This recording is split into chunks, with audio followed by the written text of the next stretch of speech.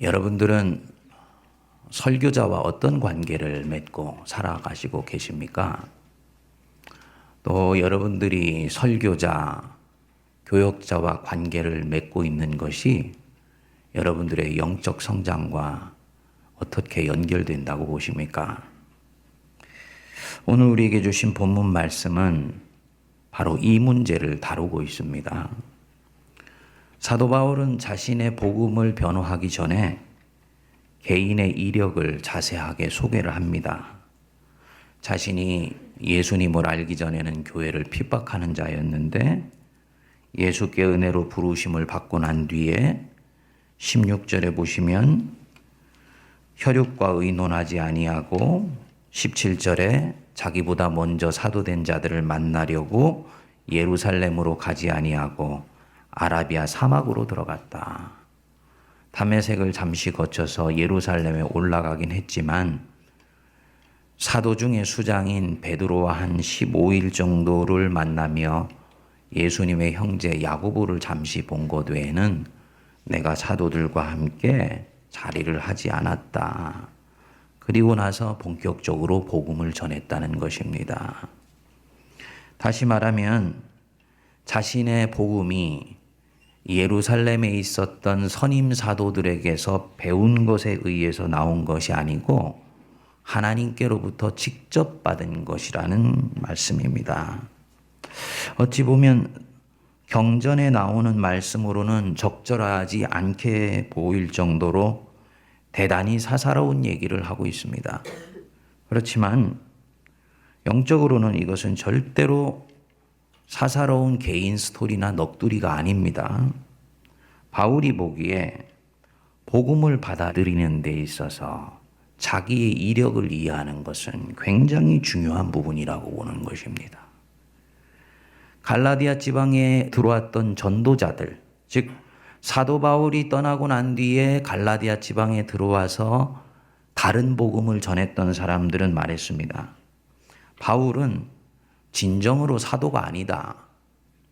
그는 베드로나 요한 같은 선임 사도들에게 받은 메시지를 왜곡하여서 비유대인들이 받아들이기 쉽게 변질시킨 사람이다.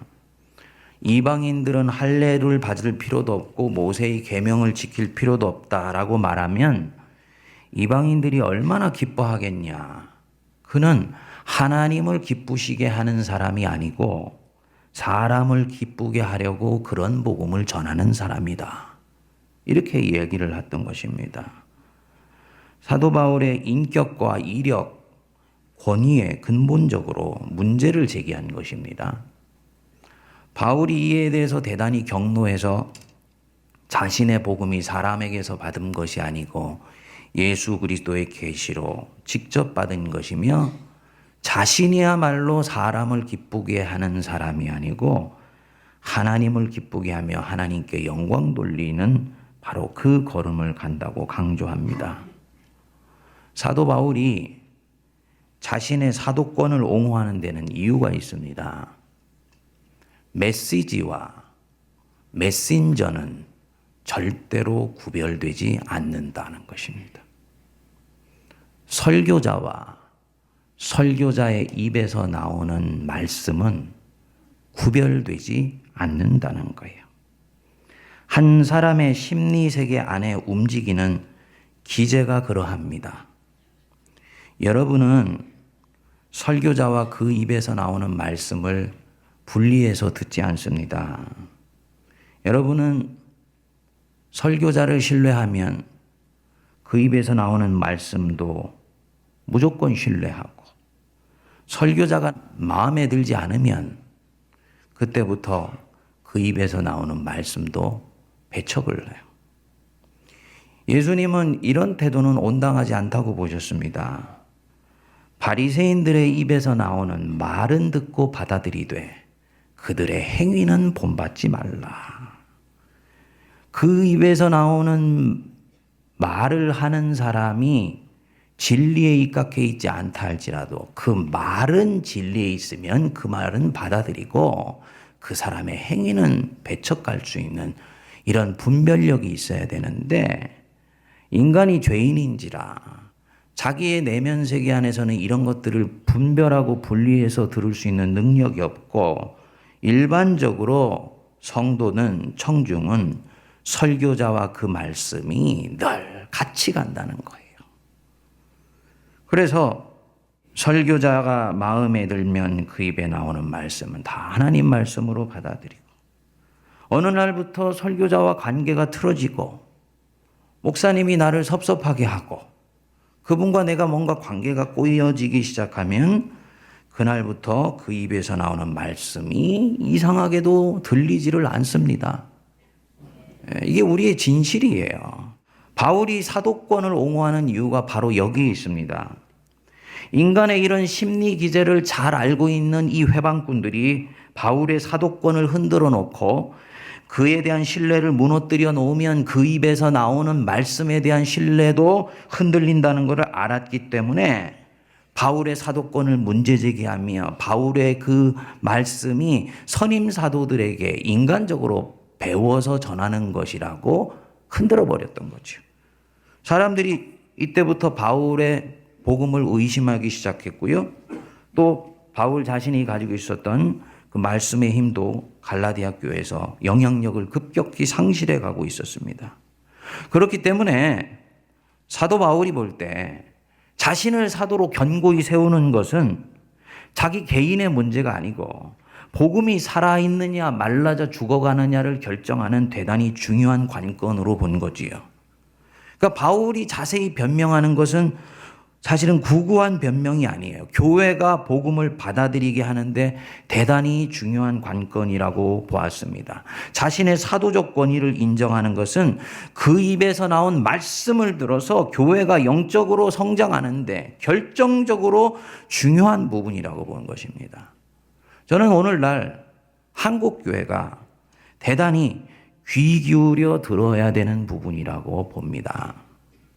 한국교회 말씀의 권위가 급격히 약화되는 데는 몇 가지 원인이 있습니다. 첫 번째로 말씀은 세 가지 말씀이 있어요. 칼바르트가 얘기하기를 기록된 말씀 성경이 있고 오신 말씀 예수 그리스도가 있고 선포되는 말씀 설교가 있다.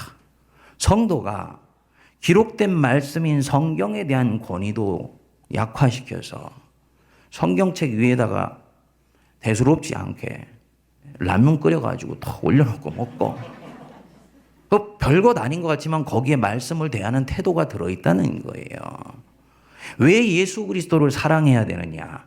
그 입에서 나는 말씀이 내게 능력이 있기 위해서입니다. 선포되는 말씀 설교의 권위를 교회가 실추시켰습니다. 무엇보다도 목회자인 자신이 설교자라는 인식을 잊어버렸어요. 우리 목사님들이 꼭 기억해야 됩니다. 설교자가 강대상에 올라올 때는 성경 들고 원고 들고 올라오는 게 아니에요. 더욱더 중요하게는 그 사람이 살았던 삶의 흔적을 주렁주렁 매달고 올라옵니다. 그래서 성도들은 사실은 예수님 말씀처럼 설교와 설교자를 분리해서 들을 수 있어야 되는데 이게 잘 분리가 안 되는 것이 인간적인 심성이라는 거죠. 특히 동양 사람들은 더 그래요. 동양 사람들에게는 인격과 그 인격에서 나오는 말은 하나로 통합되어 있습니다. 그래서 아무리 말씀이 좋아도 말씀을 전하는 설교자 자신이 삶이 그 살아왔던 흔적들이 그 말씀과 너무 동떨어져 있으면 통합성이 의심을 받기 때문에 설교의 권위가 떨어질 수밖에 없습니다. 그러니까 설교자로 나를 세워간다는 것은 항상 강대상에 올라올 때 내가 살았던 삶의 흔적을 포도나무 넝쿨처럼 주렁주렁 매달고 올라온다는 걸 늘 인식해야 됩니다. 근데 안타깝게도 목회자가 그 부분들을 가벼이 여긴 거예요. 설교 기술자가 되어버렸습니다. 설교의 권위를 제일 먼저 실추시킨 첫 번째 장본인은 목회자 자신인 거죠. 부끄럽지만 저 자신인 거지요. 왜 M교회 사태가 우리가 아픔이 되느냐면 그 교회의 선포의 위력을 떨어뜨려 놓는다는 것입니다. 그리고 이 부분들에 있어서 시작은 목회자가 했는데 그 다음 대로 갔을 때 그 목회자는 죽어서 천국에 갔는지 지옥에 갔는지 없어졌지 않습니까? 새로운 목사님이 내가 교회 한번 이렇게 해보겠다고 열심히 하는데 앞에 있었던 목회자에 대한 잔상 때문에 성도들이 그 설교자의 권위를 인정하지를 않더라는 거죠. 정당한 목회권도 인정하지 않고 저분도 그럴 거야 라는 그 이미지와 잔상으로 이 목사님을 대하니까 그 목사님의 입에서 나오는 말씀의 위력이 성도들 본인에게도 전달이 되지 않고 목회가 힘을 잃어버리게 되는 것입니다. 한국 교회가 힘을 잃어버리는 주된 원인 중에 하나가 바로 여기에 있습니다. 영적으로는 도덕적인 부분 여러 가지 부분들이 있지만 영적으로 중요한 부분은 말씀이 위력을 잃어가는데 말씀을 전하는 목회자가 그 말씀을 말씀되도록 하지 않는 부분과 사도 바울이 오늘 대단히 중요하게 다루고 있는 것처럼 말씀을 전하는 그 설교자의 정당한 권위를 신뢰하고 존중하고 사랑하지를 않더라는 거지요. 성도들 중에 교역자를 존중하고 아끼고 사랑하는 분들이 있습니다. 그럼 왜 그렇게 합니까? 목회자 힘들게 하면 벌 받을까 봐?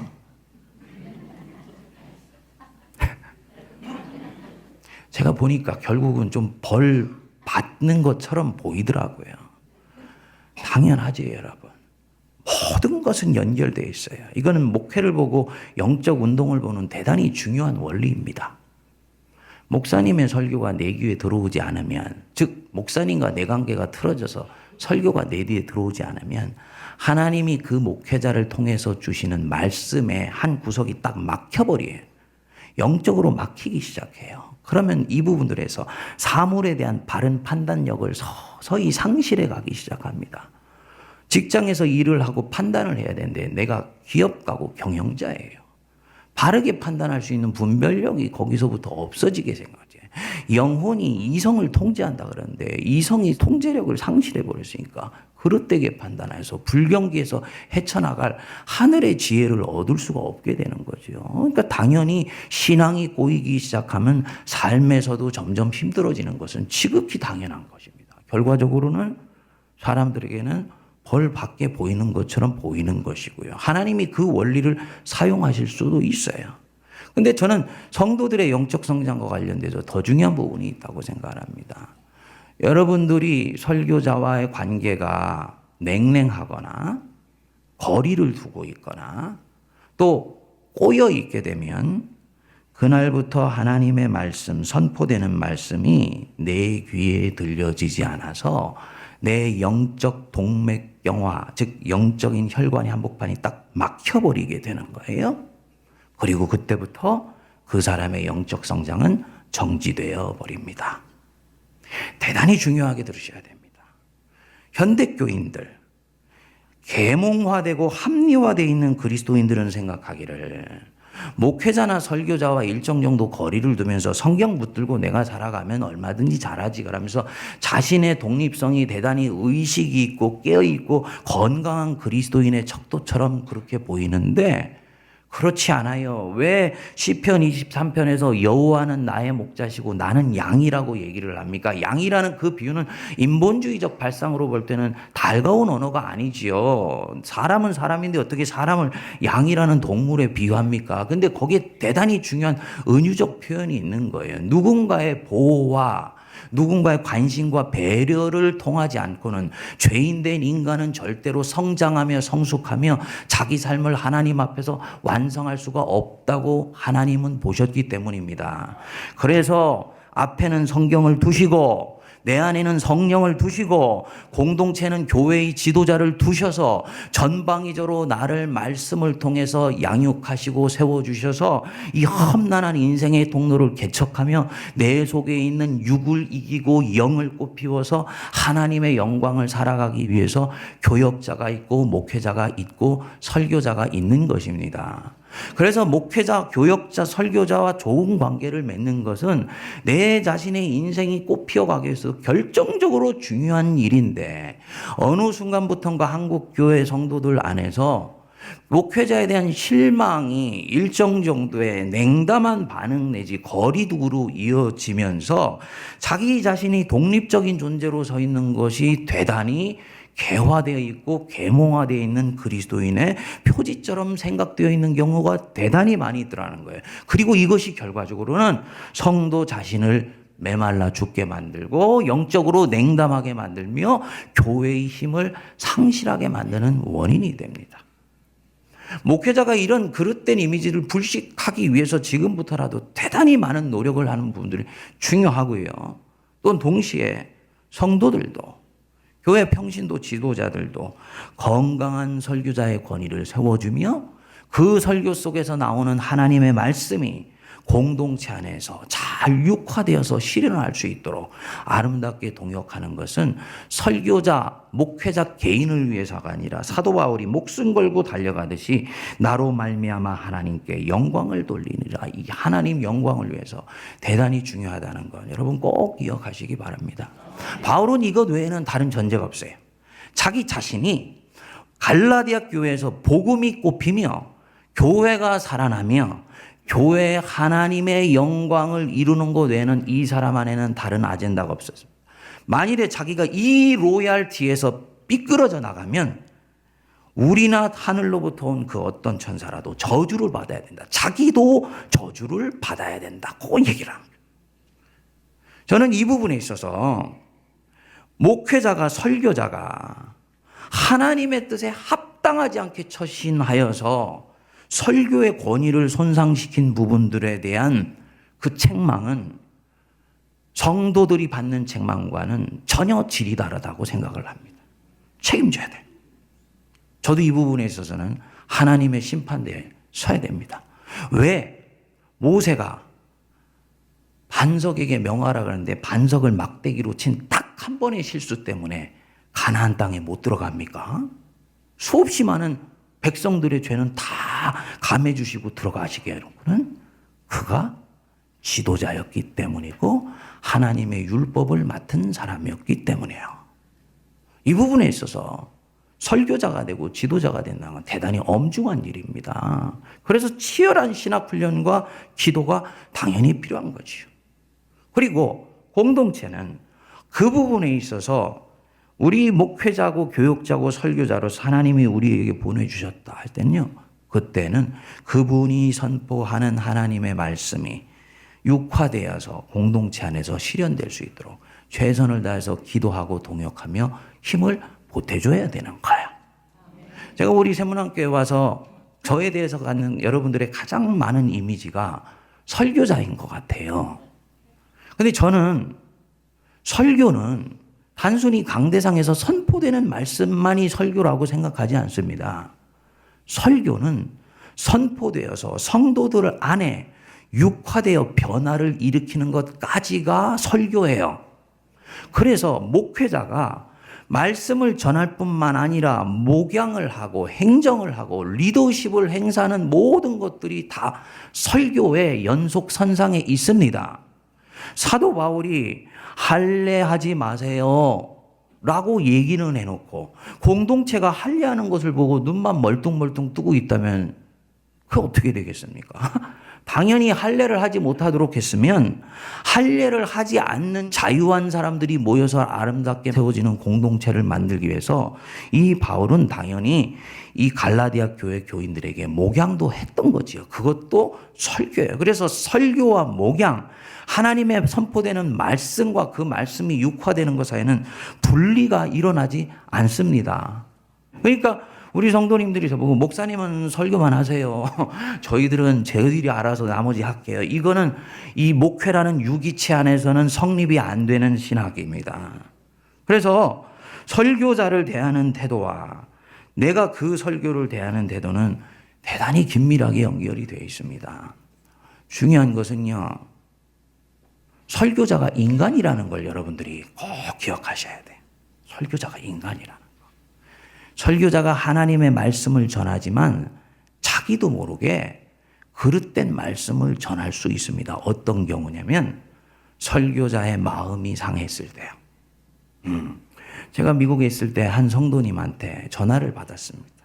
이 성도님은 늘 자기 교회 목사님을 위해서 새벽마다 밤마다 중보하는 분이었어요. 근데 이분이 저한테 제3자니까 고충을 털어놓은 거예요. 요즘 목사님의 설교, 특히 새벽 설교를 듣기가 너무너무 힘들대. 목사님이 새벽에 나오셔서 말씀을 전하시는데 얼마나 우리를 험하게 야단치시고 나무래 치시는지 새벽 설교를 들으면 온 영이 멍이 드는 것 같아서 견딜 수가 없다고 그러더라고요. 그래서 저는 처음에 그분 얘기를 들으면서 목사님이 예언자적인 설교를 하시나 보다. 그랬더니 나중에 그 교회가 어떤 이력이나 현재 상황을 저기를 이렇게 살펴보면서 이 목사님이 목양을 하면서 너무너무나 지치고 힘들고 그것이 자기 안에서 승화되지 않으면서 마음에 상처가 된 것을 제가 알게 된 것입니다. 본인이 상처가 됐으면은 운디드 패스트 아니에요? 쉬어야 되거든요. 그때는 쉬어야 돼요. 무조건. 근데 본인은 쉬어야 된다는 생각을 하지 않고 지금 이 공동체가 잘못됐으니까 고쳐야 된다고 생각하면서 예언서를 붙들고 후려치는 설교를 한 거예요. 근데 본인은 본인이 받은 상처에 대해서 반작용으로 뿜어댄다는 생각은 전혀 하지를 못하고 내가 지금 예언서를 설교하기 때문에 예언서에 걸맞게 예언자적인 메시지를 전한다라고 생각하고 있었던 것입니다. 뭘 말하는 것이냐? 설교자가 설교를 할 때 그가 하나님의 말씀을 전한다고 하지만 하나님이 그의 투박한 인간의 언어로 전하는 한계를 아시면서 전하게 하시기 때문에 설교자 자신도 자기의 설교의 언어에 한계가 있다는 걸 늘 인식해야 되고 공동체도 설교자가 인간이라는 것을 충분히 이해하여서 목사님이 하나님의 말씀을 잘 전달할 수 있도록 살피고 돌보고 격려하고 목사님이 그릇된 길로 가는 것 같을 때는 목사님의 마음이 상하지 않도록 하면서 충고하고 깨닫게 해주는 성숙된 청중이 될 때 교회가 살아나는 거예요. 부정적인 에너지는 부정적인 에너지로 발산되는 영적 원리를 가지고 있습니다. 긍정적인 에너지는 긍정적인 에너지로 발산되는 원리를 가지고 있어요. 청중은 설교자에게 부정적인 에너지를 뿜어내면서 청중은 그 설교자가 그것을 자기 안에서 다 소화하여서 긍정적인 것들로 뿜어지기를 바란다면 그것은 그 사람이 예수님이 아니면 불가능한 일입니다. 예수님처럼 되려면은 3년만 사역을 하시거나 아니면 그분 자기 안에서 소화시키면서요 병 걸려서 죽는 거예요. 이런 목회자의 곤고함을 알기 때문에 고대로부터 기독교 신앙은 항상 모든 교구에서 목양하는 사람들에게는 멘토를 한 사람씩 붙여줘서 목양하면서 갖는 부정적인 에너지를 어딘가에 뿜어낼 통로를 만들어 주었습니다. 저는 이 부분들이 되게 중요하다고 생각을 합니다. 여러분, 오늘 이 말씀은 세문안교회 성도님들에게만 드리는 말씀이 아니고 한국교회가 귀담아 들어야 되는 말씀입니다. 무엇을 위해서? 교역자의 교역권을 세우기 위해서가 아니라 그리스도의 교회가 강력하여지기 위해서. 아멘 하시지요? 여러분들이 섬기시는 교회 목회자, 그분이 첫째, 이단이 아니며 둘째, 돈 문제와 성 문제에 스캔들이 있지 않으며 셋째, 기도하지 않는 목사가 아니면 아끼고 사랑하고 신뢰해 줘야 돼. 나와 교리적으로 좀 다르다. 나와 컬러가 다르다. 이 부분들은 코드가 다르다. 이건 별로 중요한 게 아니에요. 제가 전통교회만 계속 한국에 들어와서 하고 있지 않습니까? 보니까요. 하나님이 일하시는 수순은 우리가 생각하는 것, 상상을 초월할 정도로 절묘합니다. 6대, 7대 담임 목사까지 오면서 제가 이렇게 차곡차곡 보면 하나님이 이 바둑판에 그 포석 놓듯이 수순이 있으세요. 제가 전에 섬겼던 교회가 제가 15대 담임 목사였는데 1950년대 이전엔 모르죠. 그 이후에 온 목사님들, 김동희 목사님으로부터 시작해서 이 수순을 보면 하나님이 밟아가시는 한 공동체를 세워가시는 수순이 있더라고요. 여러분이 특정한 10년이나 15년을 살펴보면 마음에 안 들고 왜 하나님이 저런 목사님을 모셔주는가 이런 생각을 하시는 분들도 있을 것인데, 하나님의 구원 역사의 플랜은 50년, 100년 아닙니까? 이 흐름 속에서 보면 그분이 거기에 있었던 건 반드시 이유가 있었던 거예요. 그러니까 내 코드로 이기려고 하지 말고 하나님의 큰 구원 역사의 흐름 안에서 주님을 신뢰하는 믿음이 이 부분에서 대단히 중요하다고 저는 봅니다. 여러분, 설교자의 말씀이 교회 전체 온전히 육화되기 위해서라도 여러분들이 설교자를 아끼고 사랑하며 우리 목사님들, 교구 목사님들 신뢰하고 존경하고 목회가 현장 속에서 육화되어 나타날 수 있도록 기도해 주시기 바랍니다. 2017년까지는 사실은 내가 그렇게 교역자를 대하지 않았어요. 괜찮아요. 몰랐기 때문에. 혹은 내 마음속에 무엇이 움직이는지를 나도 알아차리지 못했기 때문에. 그렇지만 2018년에 이 갈라디아서의 앞부분에 나오는 사도 바울이 사도권을 옹이하는, 즉 사람들이 볼 땐 좀 치사할 정도로까지 그 자기 자신을 변호하는 곳 속에 숨어 있는 바울의 한 영혼을 향한 애타는 마음을 여러분들이 들으실 수 있게 되기를 바랍니다. 그래서 목사님 사랑하고 존경, 목사님하고 관계가 틀어져 있으면요 제일 먼저 달려오셔야 돼요. 그걸 가지고 2주씩 석주씩 가면 안 돼요. 바로 오셔가지고 목사님 이 부분에 대해서 사실 목사님한테 제가 좀 섭섭한 마음이 있었는데 목사님이 왜 그러셨는지 좀 가르쳐 주시면 좋겠어요. 이렇게 해서 풀어야 됩니다. 그래야 그 뒤부터 이 목사님을 통한 하나님의 말씀이 들려지는 거예요. 목사님은 어떻게 가든지 나는 하나님 만나면 가지. 경상도 말로 택도 없는 말이에요. 그렇게 안 가게 돼 있어요. 이미 내 안에 부정적인 것이 역사하고 있기 때문에. 그래서 하나님의 선포된 말씀 아끼고 사랑하고 존경하기 위해서 목회자와 아름다운 관계를 가져가고, 기록된 말씀 성경 더 깊이 내 권위로 받아들이기 위해서 성경을 존중하고 귀히 여기며, 우리 주 예수 그리스도 입에서 나오는 말씀, 그 말씀이 하나님의 말씀으로 들려지기 위해서 예수님을 더욱더 믿고 신뢰하는 저와 여러분 되시길 바랍니다.